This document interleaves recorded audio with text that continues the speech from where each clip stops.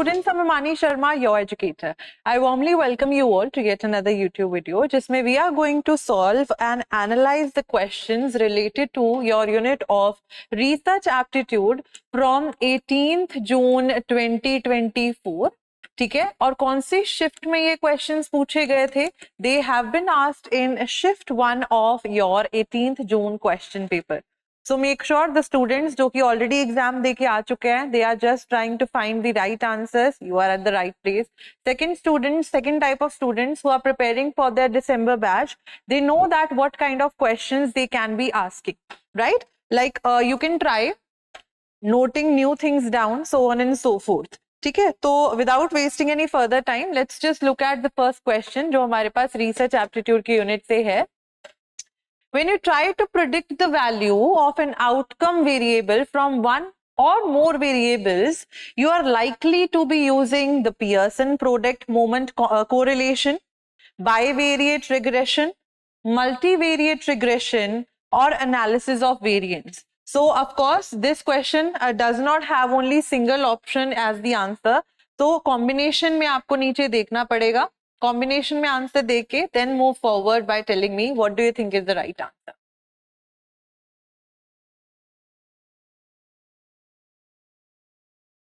The right answer to this question is option B, that is B and C, that is bivariate regression and multivariate regression. Why not the Pearson product moment correlation? क्योंकि Pearson product moment correlation बताता है कि how closely two things are correlated, but ये predict नहीं करता, but doesn't predict. यानी कि मान लेते हैं हमारे पास there are different students who are standing in my class and I ask them कि shoe size, अगर लंबे बच्चे हैं उनका shoe size of course बड़ा होगा. So I will not be doing one thing, it cannot predict the outcome. ये outcome predict नहीं कर सकता. ठीक है, coming on to bivariate regression. Bivariate regression जो है वो one time पे you try to predict the value of an outcome variable from one piece of information से जो आउटकम लेता है, निकालता है, वो होता है हमारा बाइवेरिएट रिग्रेशन. बाइवेरिएट रिग्रेशन का एक एग्जांपल अगर हम देखें तो इट कुड बी, अगर मेरे पास मल्टीपल फैक्टर्स हैं लेकिन उनमें से एक स्ट्रॉन्ग फैक्टर मैंने उठा लिया. For example I started talking about student के कितने घंटे पढ़ने पे उसके स्कोर पे इफेक्ट हुआ है, right? This is only one factor from one piece of information. I am trying to test और ड्रॉ एन आउटकम कि इतने घंटे पढ़ा, इस वजह से उसकी मार्क्स ज्यादा आए हैं क्योंकि ज्यादा देर तक पढ़ा है. So only from one piece of information, bivariate regression. Secondly multivariate regression from multiple pieces of information. Multiple pieces of information, जैसे कि इसमें क्या एग्जाम्पल देख सकते हैं हम? इसमें यही एग्जाम्पल, लेकिन हमारे पास मल्टीपल फैक्टर्स हैं. हमारे पास स्टडी आवर्स है, बच्चा कितने घंटे सोया, what kind of diet he was eating, इन सभी फैक्टर्स का उसके स्कोर्स पे क्या इंपैक्ट हुआ, ये मल्टीवेरिएट रिग्रेशन हो जाता है. Coming on to analysis of variance, जिसको हम अनोवा टेस्ट बोलते हैं, which is known as the ANOVA test. ANOVA test जो होता है, it basically checks the difference between two variables, but ये भी प्रिडिक्ट नहीं कर सकता है. So let's just say दो क्लासेस के स्कोर्स टीचर जो है वो मैथ्स, साइंस, इंग्लिश सब्जेक्ट में teacher is trying to analyse the difference between the scores of class 6 and class 7, but वो बच्चों को इंडिविजुअली नहीं चेक करेंगी, तो ये प्रिडिक्ट नहीं करेगा आउटकम को, राइट? जैसे कि हमारे बाइवेरिएट या मल्टीवेरिएट, कि अगर बच्चा अच्छे से सोया है, उसने अच्छा खाना खाया है, he has studied for several hours, it means he will score good.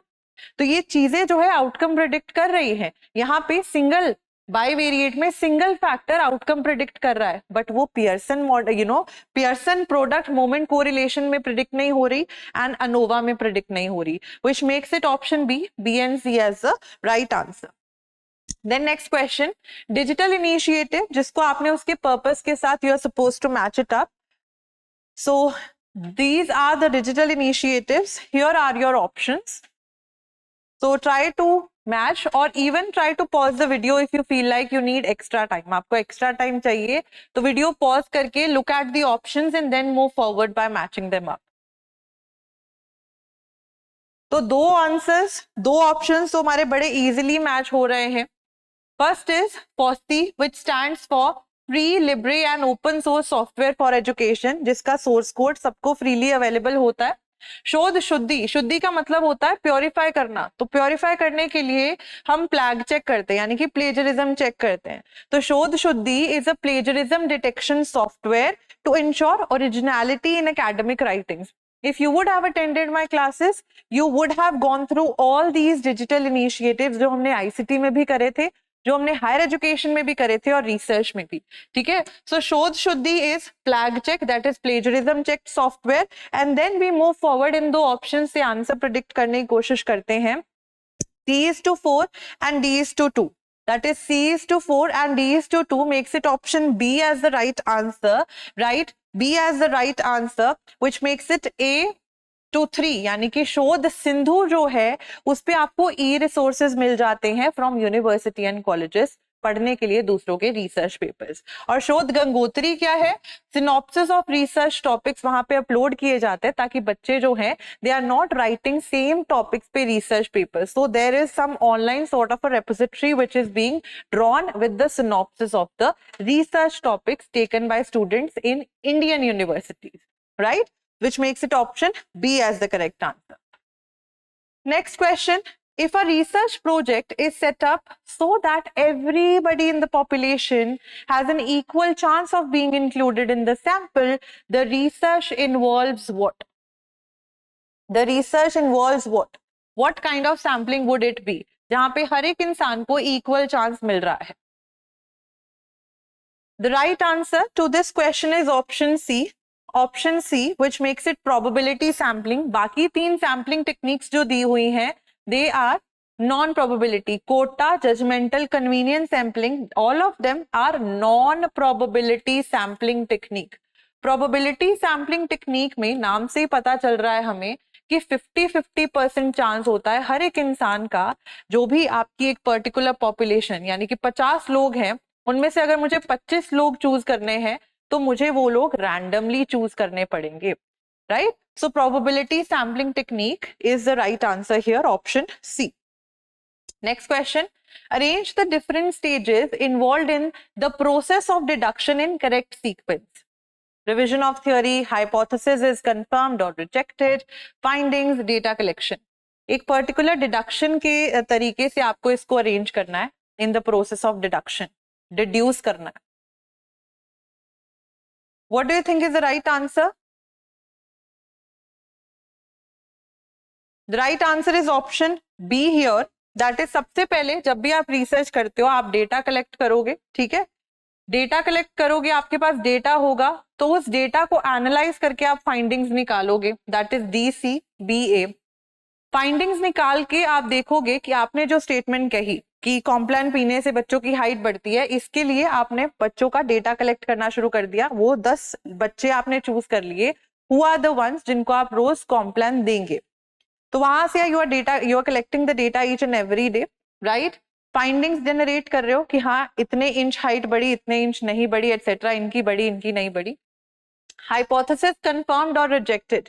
आपकी जो आपने स्टेटमेंट दी थी कि कॉम्प्लान पीने से हाइट नहीं बढ़ती है वो रिजेक्ट होगी या एक्सेप्ट होगी, ठीक है? क्योंकि नल हमेशा जो होती है वो ऑपोजिट होती है रिसर्चर जो बिलीव करता है, right? Then revision of theory. It means कि आप उसको दोबारा से रिवाइज करके देख सकते हो, यानी कि आप 10 लोगों के ऊपर वो सेम रिसर्च करके देख सकते हो क्योंकि आपने एक थ्योरी बना दिया ऑलरेडी, ठीक है? Which makes it option B as the correct answer. Next question. Abbreviations ये भी क्लास में कवर हुए थे. Abbreviations even on the YouTube channel I think in some questions के एनालिसिस ये एब्रीवेशंस ऐसे दो तो एटलीस्ट कवर हुए हैं, right? What do you think is the right answer? Match these things, list 1 with list 2.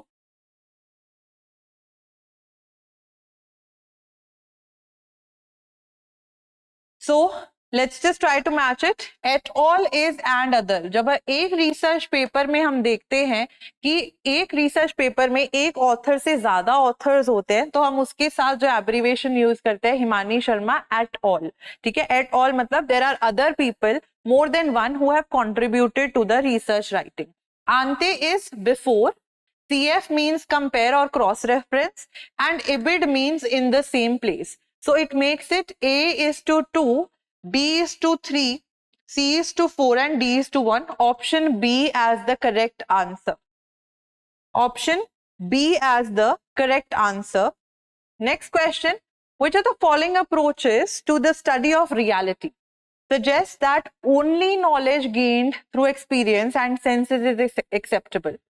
This is also from one of the videos that I have made. Empiricism के ऊपर video बनी हुई है. Empiricism को as some sort of research paradigm as well I have taught in class. Empiricism, constructivism, right? All these things have been covered. The right answer to this question is empiricism. एम्पेरिसिस क्या कहते हैं? अपनी sensory experience से आपने कुछ भी gain करा. मान लेते हैं, I have given the same example in the video as well.